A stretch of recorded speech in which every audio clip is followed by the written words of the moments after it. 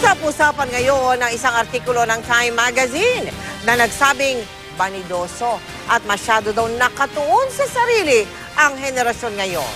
Isang senyalis daw niyan ang mga kabataang nahihilig sa pagpo-post ng mga selfie o yung mga litrato nila na sila mismo ang kumuha. Pero meron din naman daw papuri ang Time Magazine para sa kasalukuyang henerasyon. Nakatutok si Julius Segovia.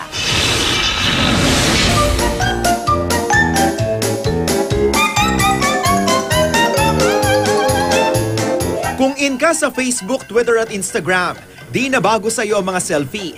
Ito yung mga litratong imbes na ipakita ang ganda ng kapaligiran, mas nangingibabaw ang mukha ng nagpicture sa kanyang sarili. Ang ilang kabataang ito, aminadong mahilig mag-selfie. Anumang mood, di nila palalampasin. Na-express ko nga yung sarili ko. Ayun parang example. Ay, gano'n. Minsan po pag tsumachambang medyo maganda sa picture, may nakaka-receive po ako ng mga good comments or good feedbacks from other people. At ang mga selfie, hindi lang sa Pilipinas pero nagkalat din sa iba't ibang panig ng mundo.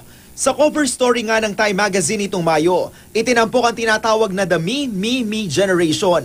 Ang henerasyon daw ngayon o yung tinatawag na millennials na masasabing may pagkabanidoso at masyadong natuon sa sarili. Sila ang mga kabataang nasa 20s na laging may hawak na cellphone, kinukunan ng sarili at agad pinopost sa social networking sites. Sa artikulo ng Time, tinawag silang most powerful generation dahil posible nilang buwagin ang mga nakasanayan ng institusyon tulad ng blogger laban sa mga journalist, YouTube directors laban sa mga professional na direktor, hackers laban sa mga korporasyon.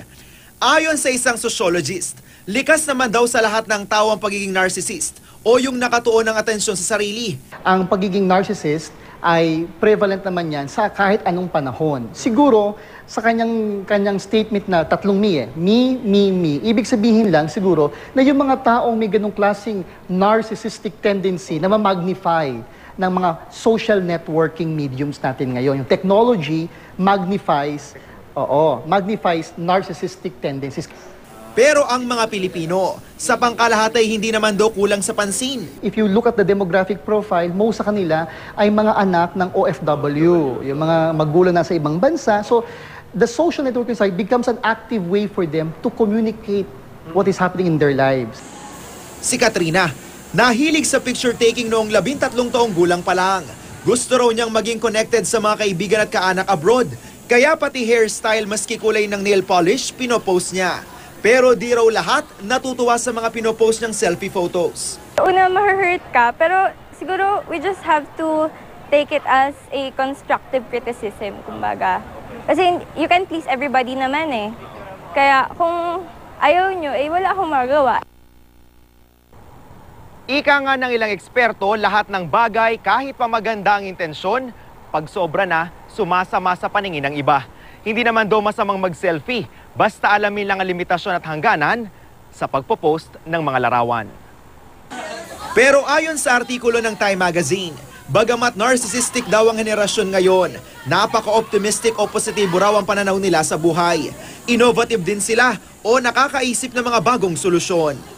Julius Segovia, Nakatutok, 24 Oras.